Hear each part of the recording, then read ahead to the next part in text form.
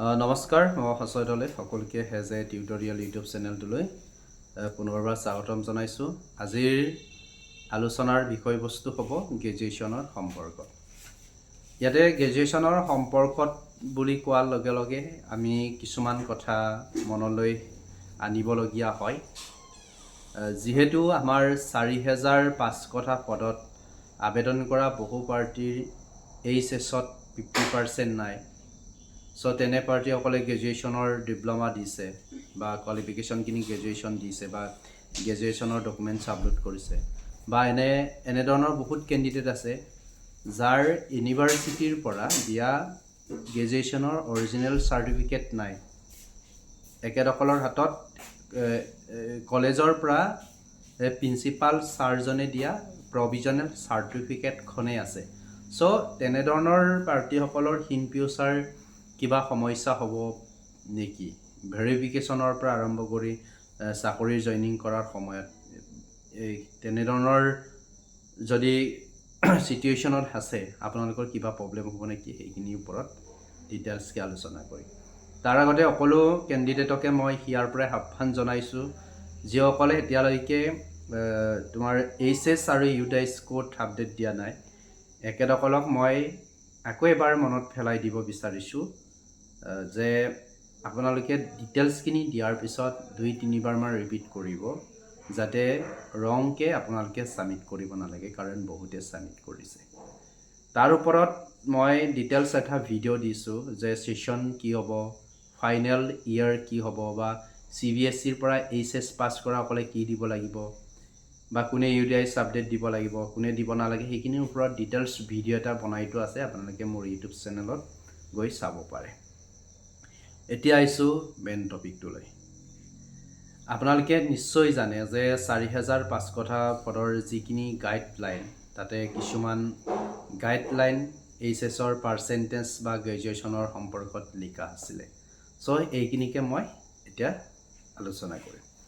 ১ number পইণ্টত যদি আমি চাওঁ যে যিসকল কেণ্ডিডেটে LPৰ এজ এছিষ্টেণ্ট টিচাৰ হিচাপে আবেদন কৰিব, এখেতসকলৰ এডুকেশ্যন কোৱালিফিকেশ্যনটো হায়াৰ ছেকেণ্ডাৰী অৰ্থাৎ 12 পাছ হ'লেও হ'ব, আৰু এখেতসকলৰ 50% এইচএছত থাকিব লাগিব, অৰ্থাৎ হায়াৰ ছেকেণ্ডাৰীত থাকিব লাগিব। কিন্তু যদি কোনোবা কেণ্ডিডেটৰ যদি এইচএছত 50% নাথাকে, তেতিয়াহ'লে তেনে কেণ্ডিডেটজনে গ্ৰেজুৱেশ্যনৰ চাৰ্টিফিকেট দিব পাৰে। লাগিলে গ্ৰেজুৱেশ্যন BA হ'ব পাৰে, BSc হ'ব পাৰে, BCom হ'ব পাৰে, ঠিক আছে, এখেতসকলে দিব পাৰে। কিন্তু এনেকুৱা বহুত কেণ্ডিডেট আছে যাৰ এইচএছতো 50% নাই, গ্ৰেজুৱেশ্যনতো 50% নাই। চ' তেনে পাৰ্টিসকলৰ কি হ'ব? ভেৰিফিকেশ্যনৰ কাৰণে এখেতসকলৰ নাম আহিবনে? য়েছ, ডেফিনেটলি আহিছে। আপোনালোকে নিশ্চয় জানে স্পৰ্ট এণ্ড কালচাৰৰ ভেৰিফিকেশ্যনৰ লিষ্ট আউট হ'ল। এই লিষ্টত মোৰ এজন পাৰ্টনাৰৰ নাম আহিছে। এখেতৰ এইচএছতো তোমাৰ 50% নাই আৰু গ্ৰেজুৱেশ্যনতো 50% নাই। তাৰমানে এখেতসকলৰ ক'তোৱে 50% নাই। চ' এখেতৰো নাম আহিছে। তাৰমানে মই কি ক'ব বিচাৰিছোঁ যে আপোনালোকে যেতিয়া গ্ৰেজুৱেশ্যনৰ কোৱালিফিকেশ্যন দিব LP এছিষ্টেণ্ট টিচাৰৰ ক্ষেত্ৰত, তেতিয়াহ'লে আপোনালোকৰ পাৰ্চেণ্টেজৰ কোনো মেটাৰ নাথাকে যে আমুকত যিমান পাৰ্চেণ্ট হ'ব লাগে বা ইমান পাৰ্চেণ্ট হ'ব লাগে, এই কথাটো ইয়াত নাথাকে। অ'কে, এই চাগে টপিকটো ক্লিয়াৰ হ'ল, কাৰণ বহুতে সুধি থাকে এইটো সম্পৰ্কত। চ' এইখিনি মই ক্লিয়াৰ কৰি দিছোঁ। So' I think that is clear. Now second পইণ্টটোত কি হয়? আমাৰ ছেকেণ্ড পইণ্টটোত আছিলে যে যিসকল কেণ্ডিডেটে upper primary as a assistant teacher হিচাপে আবেদন কৰিব, এখেতসকলৰ মিনিমাম কোৱালিফিকেশ্যনটো গ্ৰেজুৱেশ্যন হ'ব লাগিব। তাতে আমাৰ এডভাৰটাইজত লিখা নাই যে এইচএছত হায়াৰ ছেকেণ্ডাৰীত 50% থাকিব লাগিব বা গ্ৰেজুৱেশ্যনত ইমান পাৰ্চেণ্ট থাকিব লাগিব বুলি কোৱা নাই।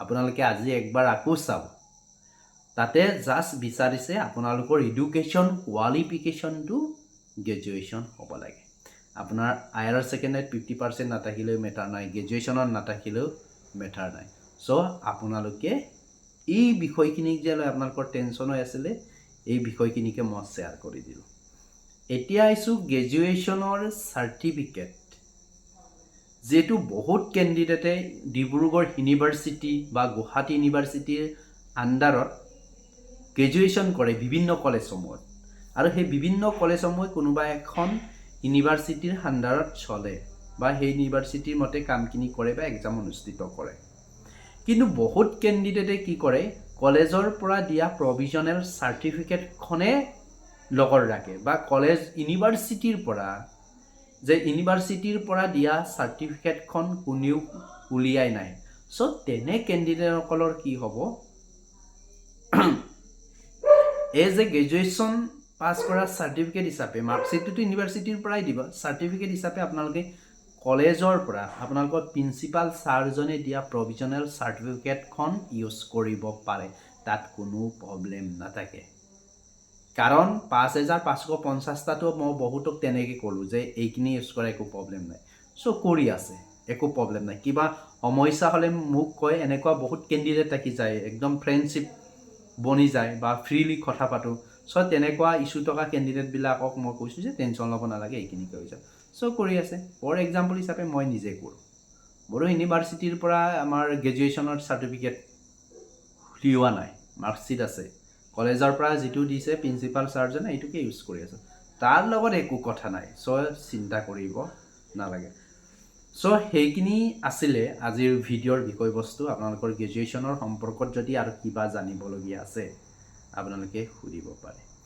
আৰু এটা কথা মনত ৰাখিব যিসকলৰ এইচএছত LP এছিষ্টেণ্ট টিচাৰ আবেদন কৰোঁতে এইচএছত কি আছে 50% আছে একেদৰে গ্ৰেজুৱেশ্যনৰ ডিপ্ল'মা দিবও পাৰে নিদিবও পাৰে নিজৰ লগত কথা ভেৰিফিকেশ্যনৰ সময়ত দেখুৱাব পাৰে নেদেখুৱাব পাৰে সেইখিনি মেটাৰ নহয় কিন্তু যিসকল কেণ্ডিডেটৰ এইচএছত 50% নাই একেদৰে মাষ্ট বি গ্ৰেজুৱেশ্যনৰ চাৰ্টিফিকেট ভেৰিফিকেশ্যনৰ সময়ত দেখাব লাগিব আৰু যিসকলৰ 50% আছে একেদৰে দেখাই নেদেখাই এইটো নিজৰ কথা দেখাবও পাৰে নেদেখাবও পাৰে কোনো প্ৰব্লেম নাথাকে চ' সেইখিনি আছিলে আজিৰ ভিডিঅ'ৰ মূল বিষয়বস্তু আৰু অনাগত সময়ত মানে নেক্সট ভিডিঅ'ত মই এটা ডকুমেণ্ট